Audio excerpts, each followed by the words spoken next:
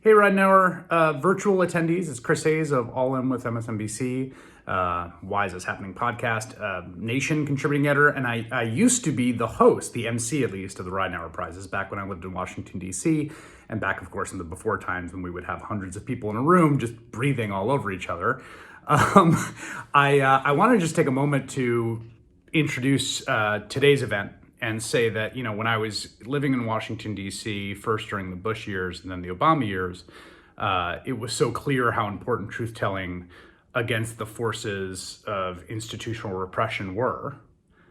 But I had no idea what kind of future awaited us. And I seriously cannot think of a moment where it's more important. Life or death hangs on it. The safety and health of populations of millions of people depend on whether individuals can summon the moral clarity and courage in moments of tremendous pressure to override the impulses to go along and get along and be complicit with lies that could cost people their lives. Everyone who's being rewarded today has taken that moment of courage, sometimes over long periods of time, sometimes against tremendous forces and odds.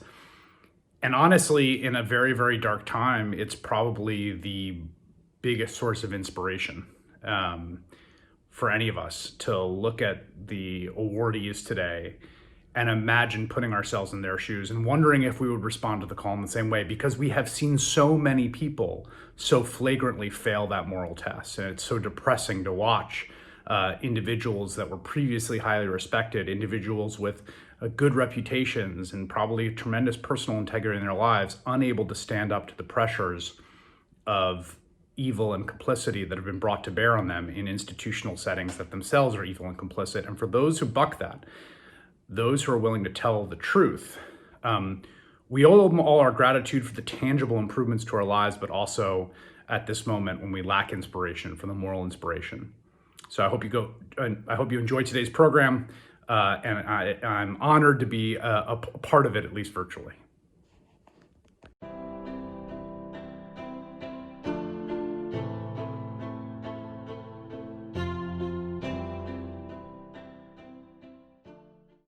Thanks, Chris, and thank you for everything you're doing to expose corruption and abuse of power. This is the first year we haven't been together in DC for this event.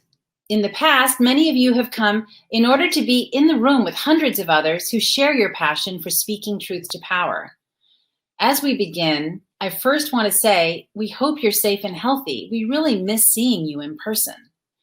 And please bear with us as we attempt this new format, because it's new to us too. But in this truly awful year, we are able to welcome new people from around the country, actually around the world, to join us and for the next hour, as part of the Ridenhour family, honor those who fight for justice, dare to expose the truth, and even, as this year's Film Prize winner, win a MacArthur Genius Award. And thank you to our partners and sponsors who have made this evening possible: the Fertel Foundation, Type Media Center, Stuart R. Mott Foundation, the Government Accountability Project, the Bauman Foundation, Cross Currents Foundation, Fund for Constitutional Government, Katz, Marshall & Banks, Phil Strauss, and my organization, the Project on Government Oversight. Before we present the awards, it's important that you hear from the founder, Randy Fertel. He'll help to bring Ron Ridenhour into the virtual room with us tonight.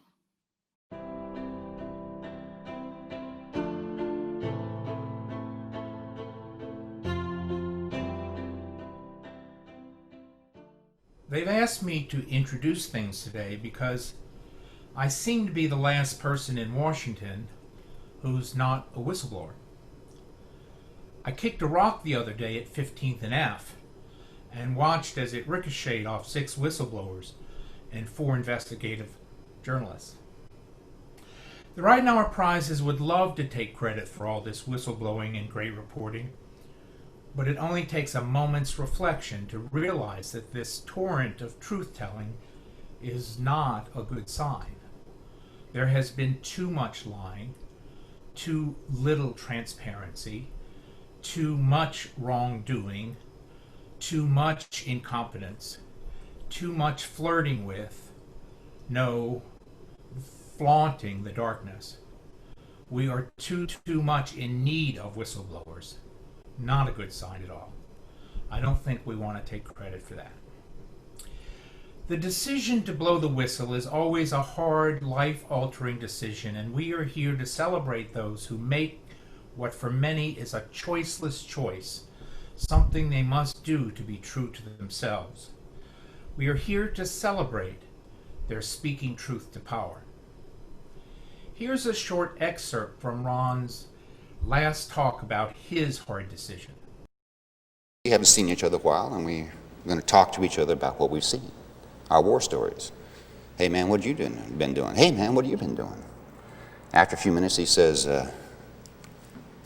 hey man, did you hear what we did at Pinkville? I knew about Pinkville. It was a village north of us, about 30 miles, I suppose, in an area that was supposed to be very hot. And this was supposed to be a hot area. I said, no, what'd you do at Pinkville? And he says, oh man, we went in there and we massacred all these people. We just lined them up and shot them down. It was a Nazi kind of thing.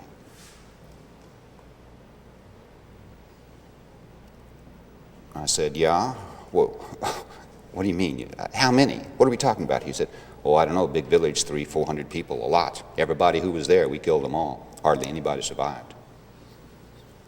I said, well, why'd you do that? He said, well, we had orders. I mean, it took all morning. You know, they could have stopped us at any time. I guess that's what you call an epiphany, what I went through at that moment. Because although I had seen a lot of murders, and I had even heard about a smaller massacre before, this was something on the order that was inescapable. And I had I don't even know how to describe it. I got really angry. You know, I thought, boy, these no good sons of bitches, look what they have got us into. And I knew, without going any further, I knew that this guy was telling me the truth. I knew this was a true story. I just knew it in my gut. But I also knew that I couldn't just rely on his word, that, you know, whatever happened, what if I was going to do anything. I didn't have a very well-formed idea of what I wanted to do, except to find out more about it and to complain, to do something, you know, not to be a part of the crime. He's speaking on the 30th anniversary of My Lai just before his sudden death. Ron explains what it was like to hear of the murder of 504 My Lai villagers. He refers to My Lai here as Pinkville because of its color on their maps. He's speaking to a man he had trained with. Indeed, he got the story from other eyewitnesses with details Congress and the Pentagon ultimately could not ignore. Ron was born, I guess, to be an investigative reporter. He delivered names and dates with a measure of eloquence one doesn't often find in 22-year-olds. I remain irrevocably persuaded, he wrote in his famous letter, that if you and I do truly believe in the principles of justice and the equality of every man, however humble, before the law, that form the very backbone of this country, then we must press forward a widespread and public investigation of this matter with all our combined efforts. I think that it was Winston Churchill, he concluded, who once said, a country without a conscience is a country without a soul, and a country without a soul is a country that cannot survive. That was back when one could speak of principles, equality, and the rule of law without irony and a bitter smile. History doesn't repeat itself, but it rhymes. We are once again a country being tested. Does it have a soul? Will democracy survive? You'll find the entire letter and video on the Ridenhour site. But while we need them to survive, whistleblowers need us. Ron's letter landed him on Nixon's enemies list. The investigative reporter Ron became never forgot how he was treated. He always urged his sources not to blow the whistle unless they had to, as he had, because they will mess with you for the rest of your life, he would tell them. the cardboard protections of the Whistleblower Protection Acts continue to need strengthening, and to get them strengthened, they need your support. We owe that to courageous truth tellers. And from each and every one of us, we owe them a vote on November 3rd. Thank you. And now, to introduce our Ridenhour Book Prize recipient, we welcome Samita Mukhopadhyay. Samita has redefined teen Vogue into the young person's guide to saving the world. She's also co-editor of the book Nasty Women: Feminism, Resistance, and Revolution in Trump's America. Excited to be here tonight to present this year's Ridenhour Book Prize. The person receiving this prestigious award this year was famous before we knew her name. As a student at Stanford in 2015, she survived a sexual assault on campus. The day after her assailant was sentenced, a sentence widely criticized as light, BuzzFeed News published her victim impact statement. The statement went viral, covered internationally, reigniting a national conversation on sexual assault on college campuses. At the end of the profound and gutting testimony, she had a message for the world. She said, to girls everywhere, I am with you.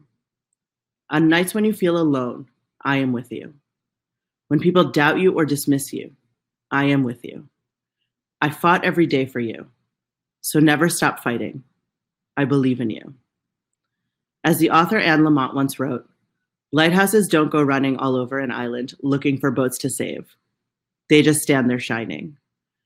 Although I can't save every boat, I hope that by speaking today, you absorbed a small amount of light, a small knowing that you can't be silenced, a small satisfaction that justice was served, a small assurance that we are getting somewhere, and a big, big knowing that you are important, unquestionably. You are untouchable. You are beautiful. You are to be valued, respected, undeniably, every minute of every day. You are powerful, and nobody can take that away from you. To girls everywhere, I am with you. The author of these beautiful and profound words came forward with the publishing of her 2019 memoir, Know My Name. Her name is Chanel Miller. With her bravery and her words, Chanel changed the public conversation on campus sexual assault and laid the groundwork for the Me Too movement that would build in momentum for the following year. Today, Chanel is a writer, an author, an advocate. She's also a poet. In fact, I got to see her perform her poem, I Don't Give a Damn, just last year. And it probably won't surprise you that there wasn't a dry eye in the room. The movement continues, and there's so much work to be done. But Chanel's voice modeled what bravery looks like, what vulnerability is, and how sharing our stories has the power to change the trajectory of the human condition. It is an honor to be presenting her tonight with the Ridenhour Book Prize for 2020. Congratulations, Chanel.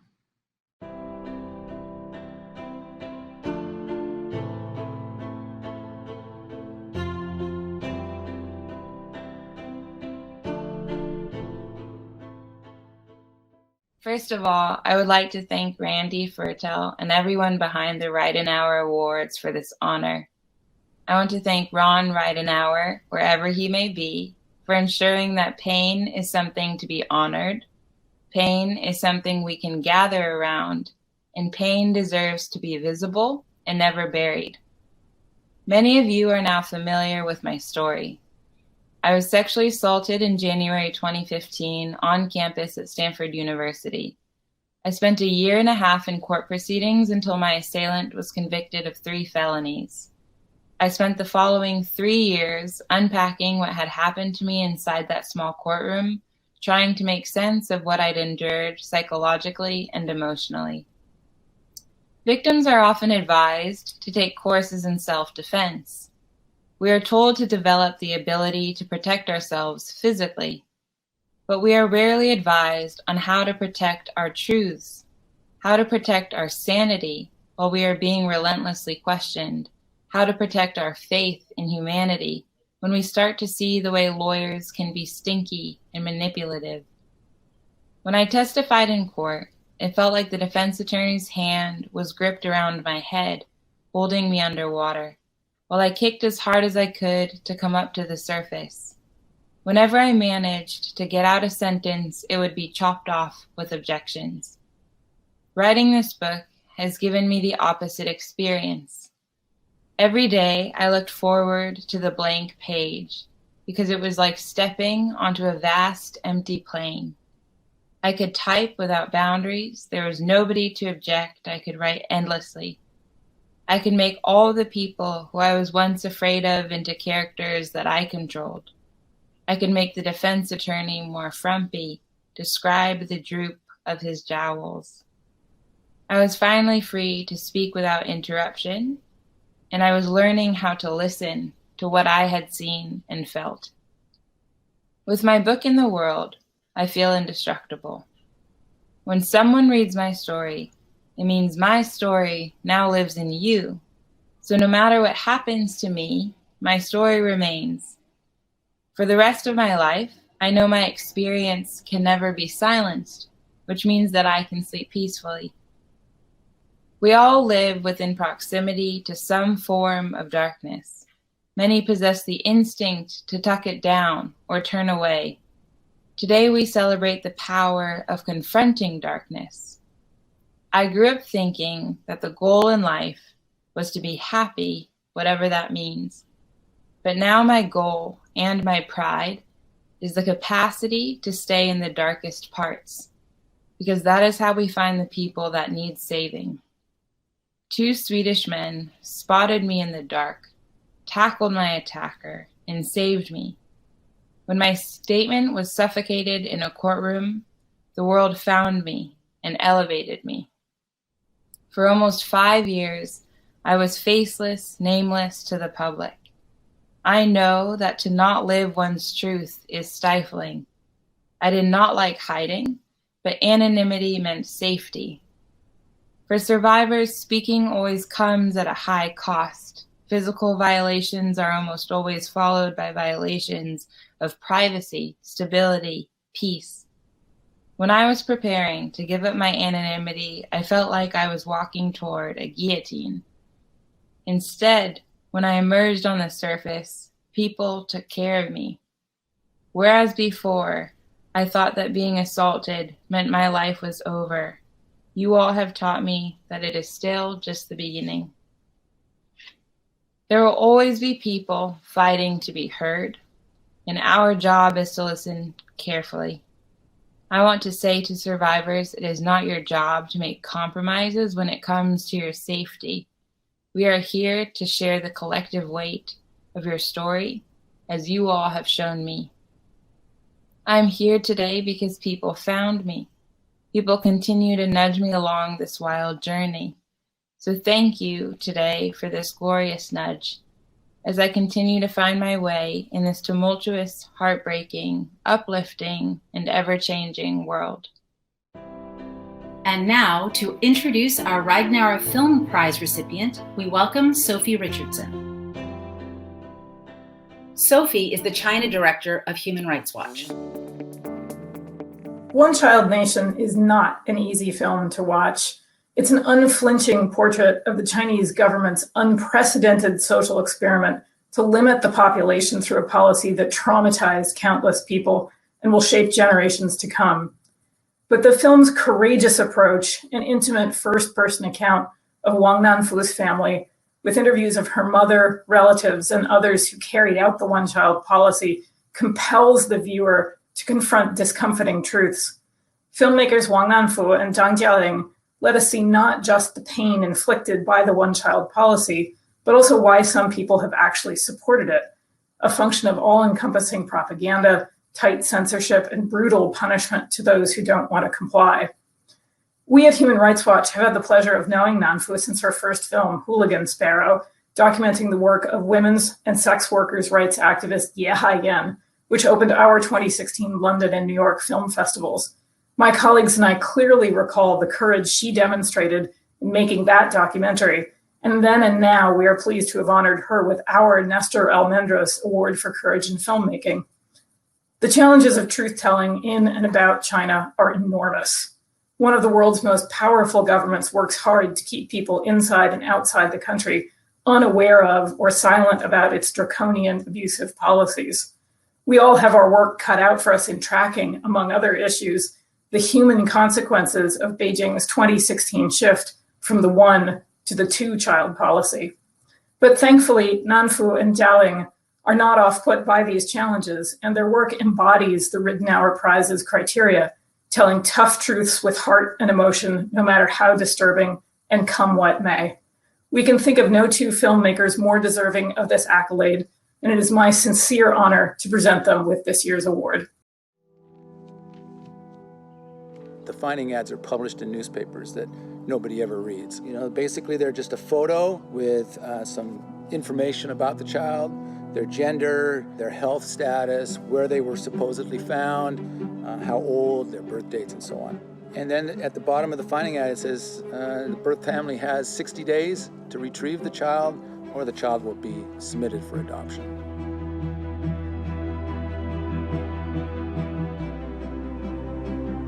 Looking at the finding ads in the newspapers, I wondered about each baby's story. If they weren't orphans, were they given to matchmakers like my own cousin? I found many sets of twins. Most of them probably were separated. And they don't even know that they have a twin somewhere in the world.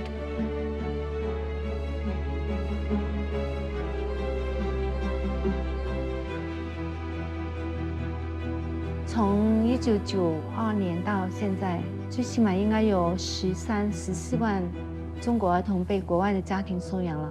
When you take that information from all the children and you collate it together, you can begin to see patterns. This is the location that the orphanage told the adoptive families where their child was found.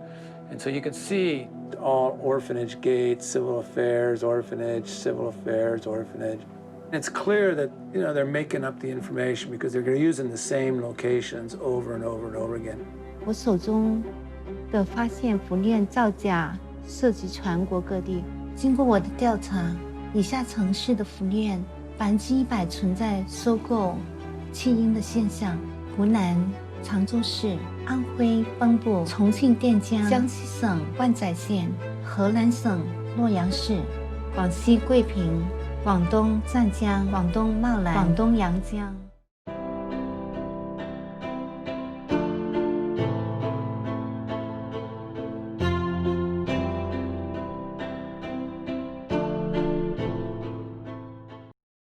Thank you. Thanks to Sophie for this wonderful introduction. And thanks to the Further Foundation, Type Media Center, and Stuart R. Mott Foundation for this award in the name of Ron Ridenhour. It's a tremendous honor and encouragement for us to receive this award at a time like now, when separating truth and misinformation is extremely consequential. The making of One Child Nation took us 2 years, and it wouldn't have been possible without many people's courage and support. We would like to thank our producers, Julie Goldman, Chris Clements, Carolyn Hebon, Christopher York, and our executive producer, Ken Palatia, for their dedication and support.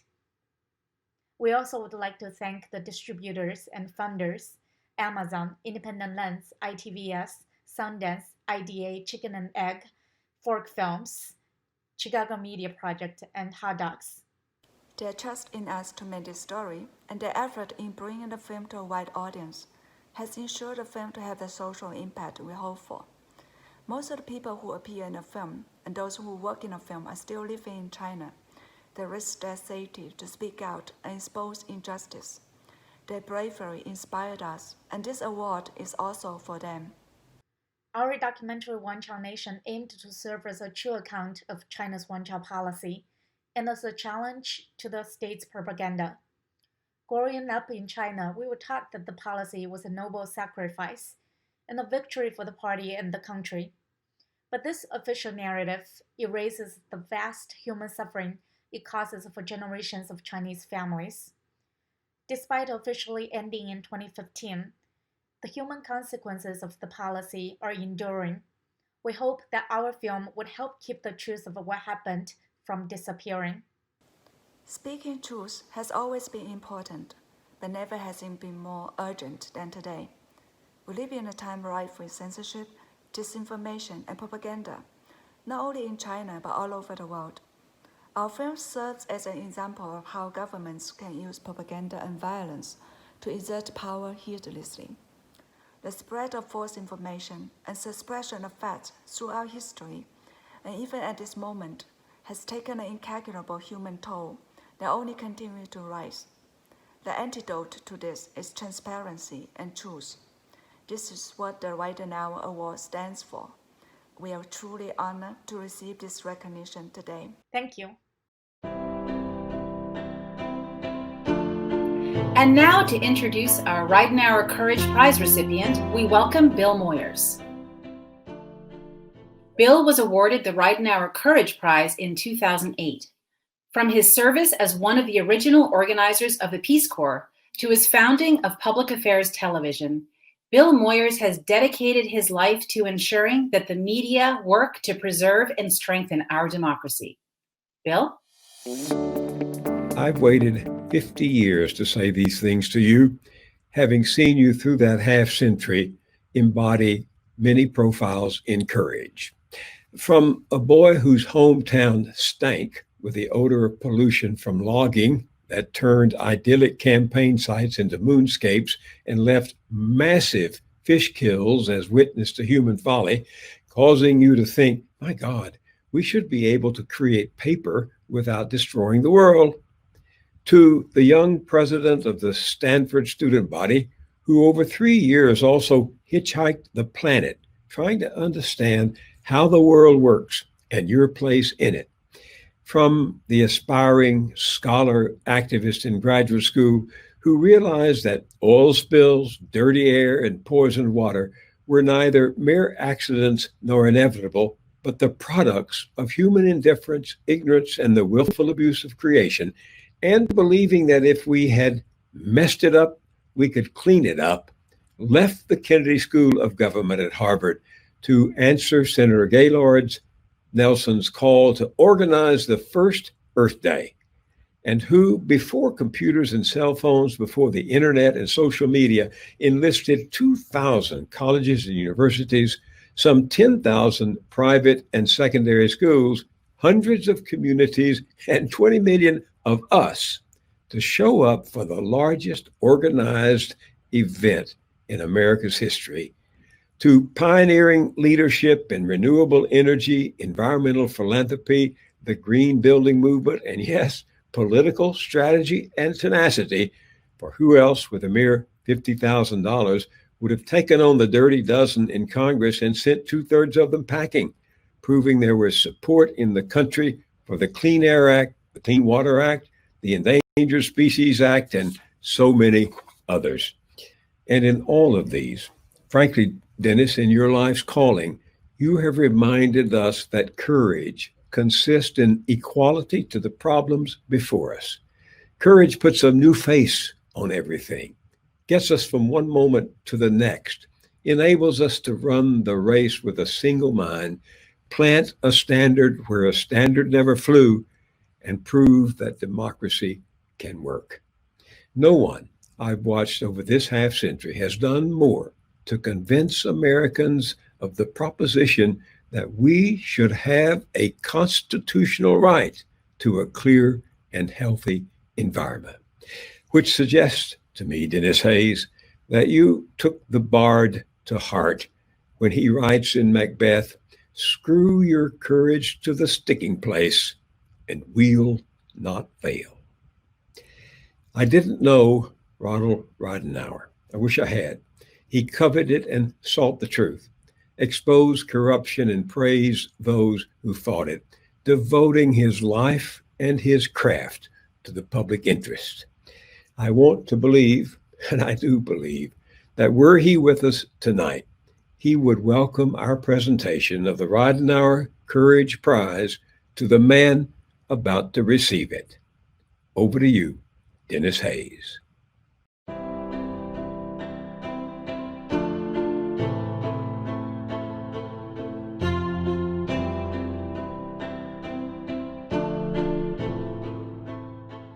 Thank you very much, Bill, for that very gracious introduction.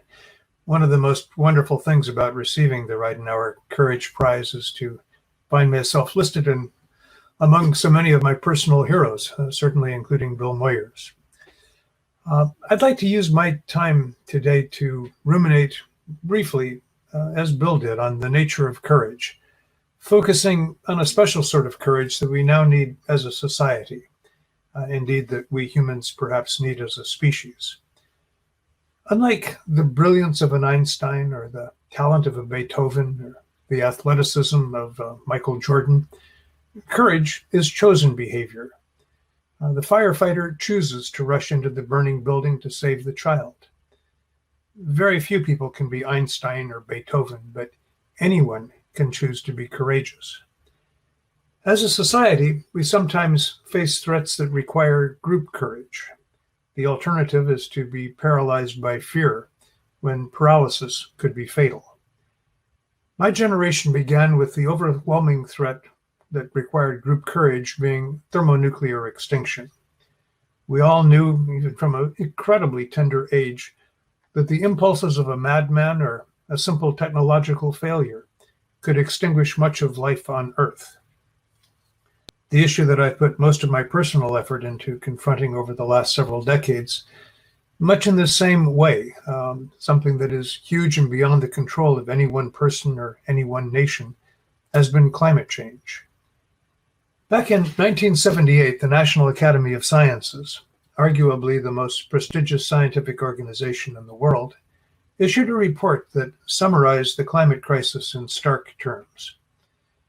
It said, quote, "Unfortunately, it will take a millennium for the effects of 1 century of use of fossil fuels to dissipate.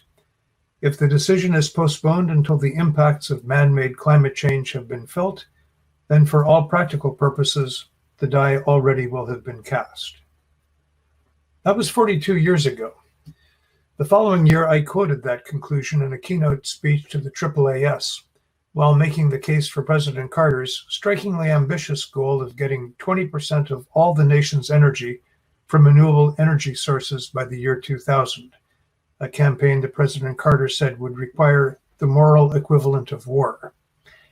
2 years later, Ronald Reagan was elected president and took a very different approach.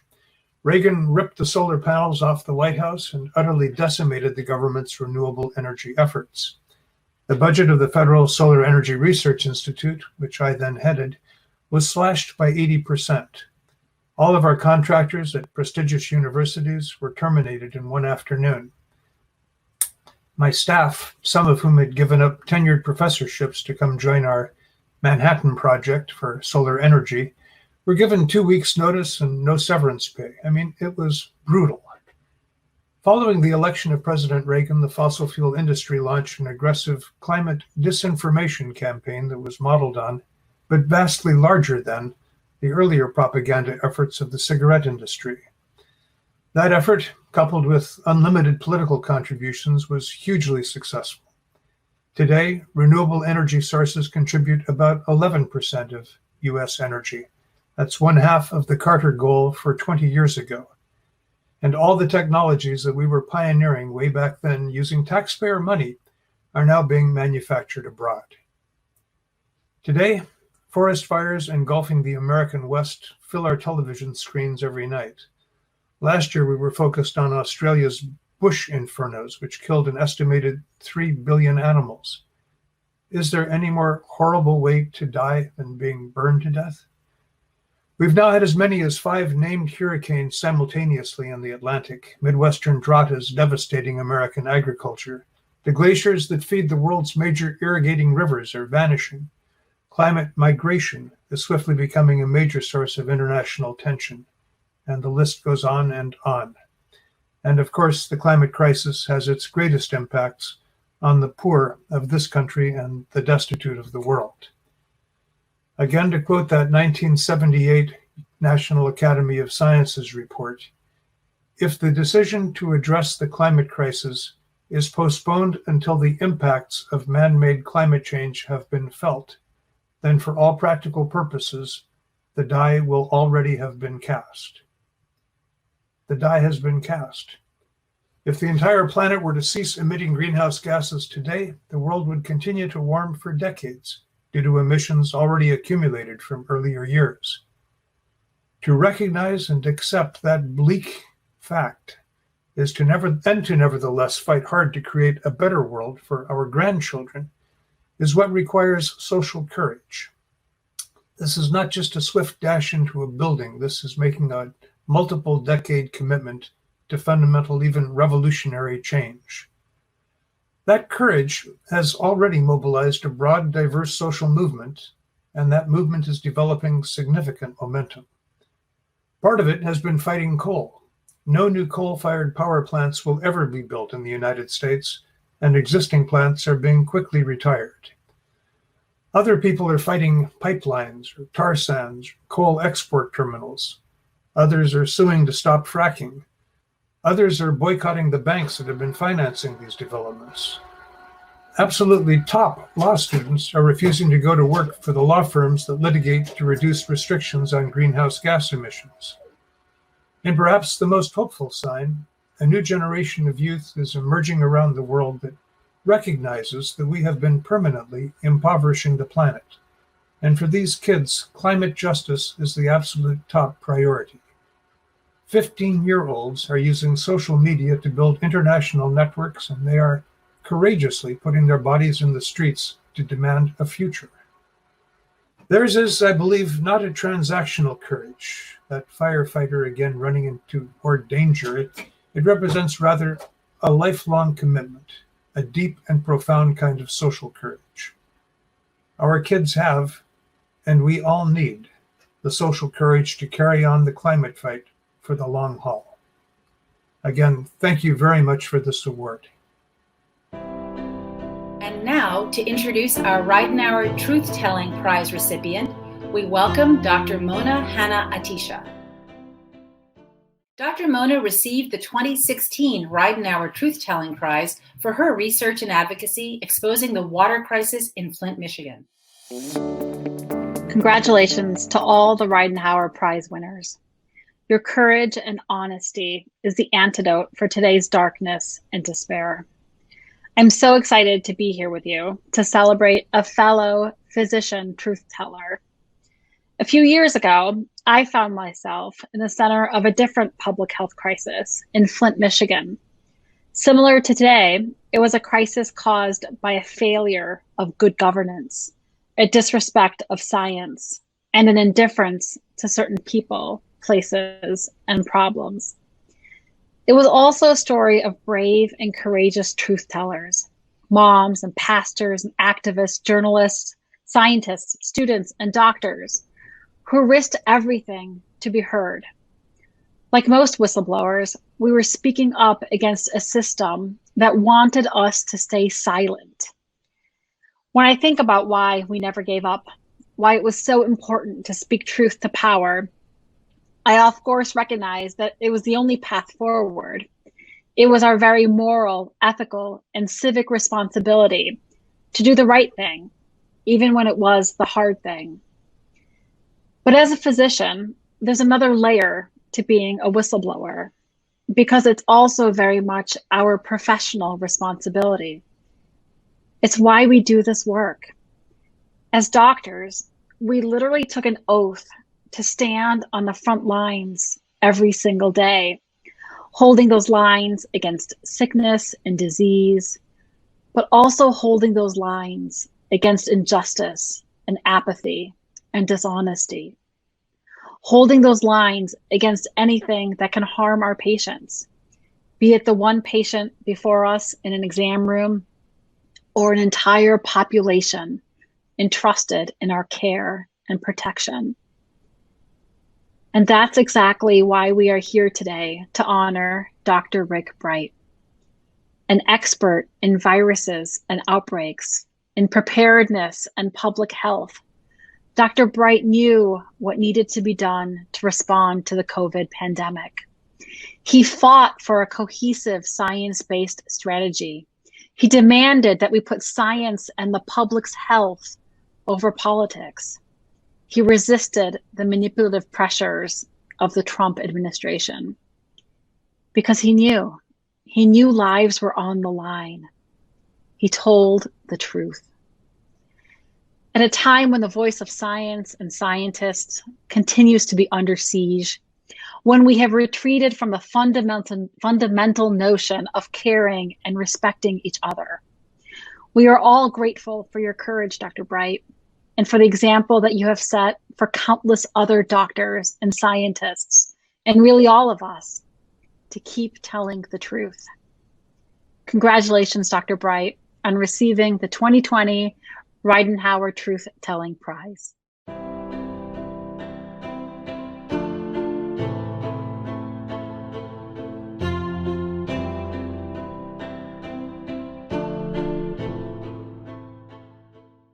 Thank you, Dr. Mona. Your words mean a lot to me and a lot to other doctors, nurses, and scientists fighting in this pandemic today. And your work has been truly inspirational. Ron Ridenhour strove to tell the truth. In that same spirit, each Ridenhour honoree has a story of courage that has impacted our world. And I am humbled to be recognized among these brave leaders. We are in the midst of a global crisis. Since February, an American has died every 1.5 minutes from COVID-19. This is no hoax. Of all the tools required to deal with this pandemic, the one sorely missing is the truth. Truth, no matter how unpleasant, decreases fear and anxiety generated by uncertainty. And the only way to build trust and instill calm in crises is to tell the truth, not to downplay the crisis. The truth must also be based on scientific evidence, not manipulated to suit political objectives. In January, we saw a deadly virus spreading from person to person in several countries before it became widespread in the US. We all knew the risk of the pending global crisis. The president knew, yet the administration failed to prioritize actions critical to get in front of the outbreak, critical to support our healthcare workers, and critical to save American lives. Americans were not told the truth about the virus spreading across the nation. Instead, the president and his White House task force told us the risk to Americans was low and the virus would just disappear. The truth, however, belied those assurances. We did not test to know where the virus was or who was infected, nor did we institute public health measures such as social distancing and wearing a face mask to reduce the spread. And our president and leaders did not lead by example. Instead, mocking people who wore face masks and avoided crowds and ignoring state and local regulations put in place to protect people. We did not act quickly to produce and acquire equipment to protect and save the lives of our doctors and nurses. Americans heard confusing and contradictory messages. Information about treatments such as hydroxychloroquine, toxic disinfecting chemicals, and even convalescent plasma was inaccurate, unscientific, and at worst, harmful. And scientists were sidelined, muzzled, and ridiculed. And this is where I found myself, in the crosshairs between science and politics. In March, the White House ordered me to drop everything and make chloroquine and hydroxychloroquine available to all Americans. There was no evidence, however, that either drug was safe or effective in treating people with COVID-19. Even worse, the drugs in question came from factories in Pakistan and India that lacked FDA approval. And nevertheless, the FDA was instructed to make an exception, and I was given 48 hours to enable widespread access. The timeline was driven to align with the president's plan to promote these unproven drugs at a news conference. Our team evaded the directive for wide, easy access. To protect patients, we worked with the FDA on an emergency use authorization, or EUA, that would restrict these drugs for hospitalized patients who would be under close physician supervision. However, despite these safety restrictions, in less than a week, the White House directed us to flood the streets with these dangerous and unproven drugs. Senior health officials aligned with the White House, proclaiming that the safeguards in the EUA didn't matter. I had to speak up. I had to inform the public the truth about the sketchy source of these drugs, as well as the risk of taking them. Silence was not an option. Silence meant complicity, and I could not let people die. In response to increased scrutiny following my disclosure, the FDA ultimately withdrew the EUA over safety concerns.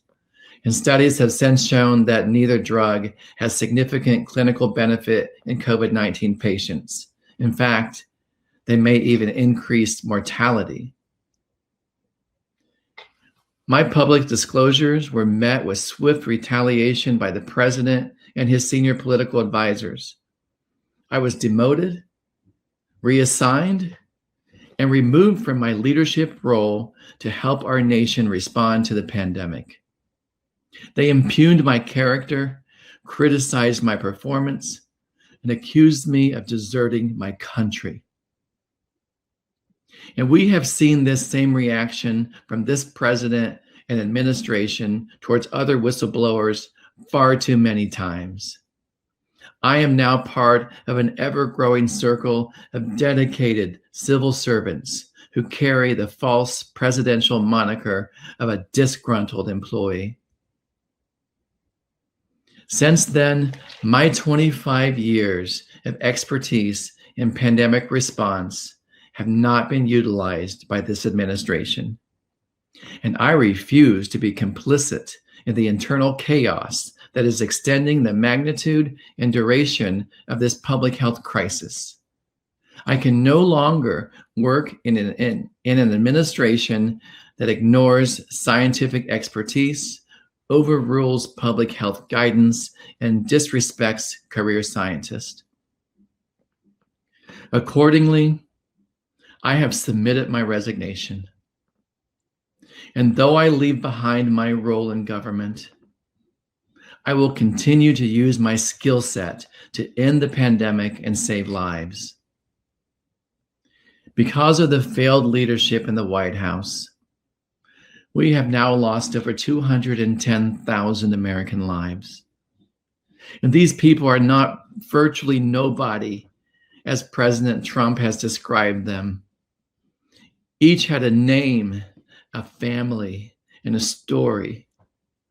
Many were healthcare workers who made the ultimate sacrifice while treating others without protective gear that the administration failed to provide them.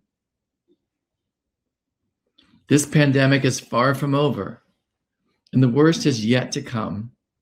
The only way through this crisis is with strong leadership, transparency, and renewed trust in our government and trust in each other.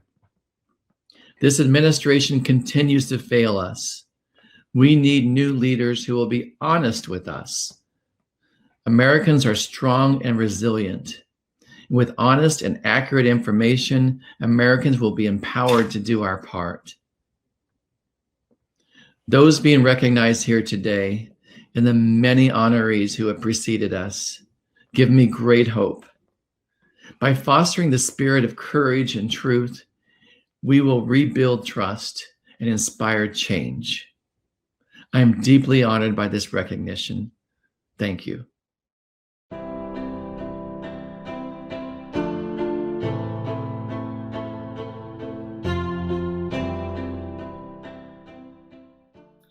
I think that was about as close as we can get to the feeling of solidarity we gained from actually being in the same room.